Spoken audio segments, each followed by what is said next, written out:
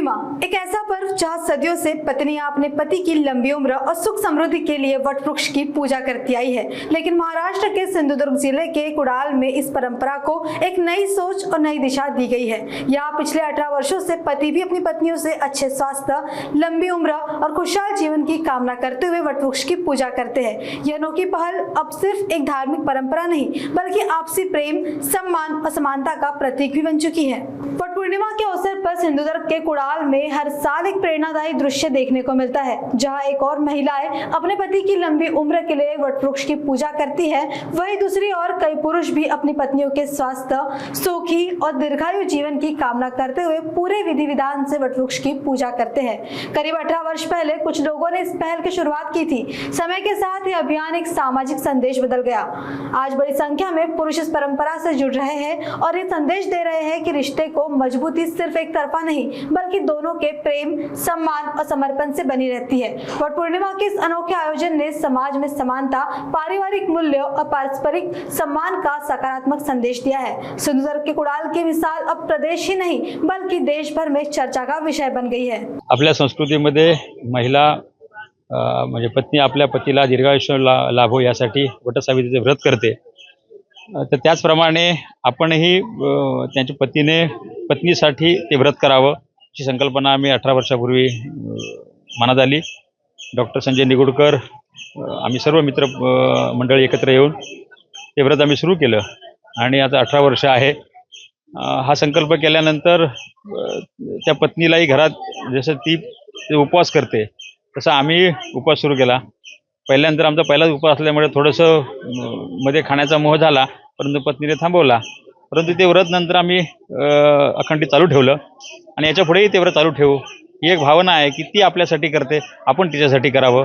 हा 2 चाकांचा रथ आहे, त्या दोन्ही चाकं तितकीच सक्षम असावी। ती एक पुरुषांनी एकत्र येऊन जेव्हा आम्ही आमच्या पत्नीसाठी करतो, तेही ज्यांचेही लग्न व्हायचे आहेत त्या भविष्यात मिळणाऱ्या पत्नीची आतापासूनच व्रत घेण्याची संकल्पना ती आहे आणि चांगली मेसेज जातो मध्ये कुठंतरी कुठल्याही मार्गाला न जाता पुरुष चांगल्या मार्गाला येत असेल तर तो एक चांगला प्रयत्न आहे। निश्चितच आज खूप आनंद होतोय कारण कालच माझं लग्न झालं आणि आज वटपौर्णिमा आहे।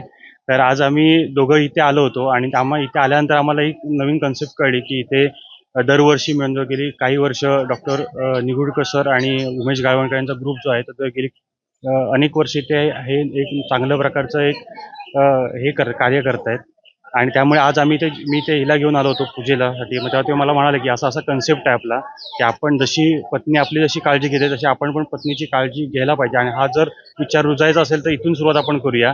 मग आज आमचं नव्या आयुष्यात पहिलं पाऊल पडतंय आणि आमचा आज नवीन चांगला एक कन्सेप्ट आम्हाला कळतोय। त्याच्यामुळे आज आम्ही ह्या उपक्रमात आम्ही सामील झालो दोघंही। आम्ही दोघंही मिळून आज वडाला फेऱ्या मारतोय आणि निश्चितच ह्याचं चांगलं एक ह्याला सायंटिफिक रिझन जे आहे वडाचं की वड हा सर्वात जास्त ऑक्सिजन देतो आपल्याला। आम्ही दोघंही डॉक्टर असल्यामुळे ह्याच्यामागे धार्मिक जसं कारण आहे तसंही आध्यात्मिक जसं कारण आहे तसंही ह्याला एक सायंटिफिक रिझन पण आहे की वडाची पूजा का केली जाते। हा जर दोन्ही साईडनं उडला तर इथे जेवणारी वृक्षतोड आहे किंवा इतर जे वडा संगोपन आहे हे व्यवस्थित केलं जाईल। हा पण संदेशातून सगळ्यांकडून एक चांगला गावणकर सरांनी सांगितला। त्याच्यामुळे ते आम्ही दोघांनी याच्यासाठी एक नवीन न्यू जॉईनिंग आता या वर्षीपासून आमचं दोघांचं झालं। ही जसं करिअर वर्क तसं मी पण करतो। मी सकाळपासून उपवास केला आहे तिच्यासाठी। त्याच्यामुळे आता हा नवीन दरवर्षी आम्ही ह्या उपक्रमात सामील निश्चित होऊ। खूप छान वाटतंय, म्हणजे त्यांनी पण माझ्यासाठी उपवास केला आणि वडाला फेऱ्या मारल्या। खूप लकी फील होतंय की त्यांनी पण हे केलं। माझे बाबा खूप वर्षापासून हे करतात आईसाठी उपवास, सो आज प्रणवनी पण माझ्यासाठी केला, सो मला खूप लकी फील होतंय।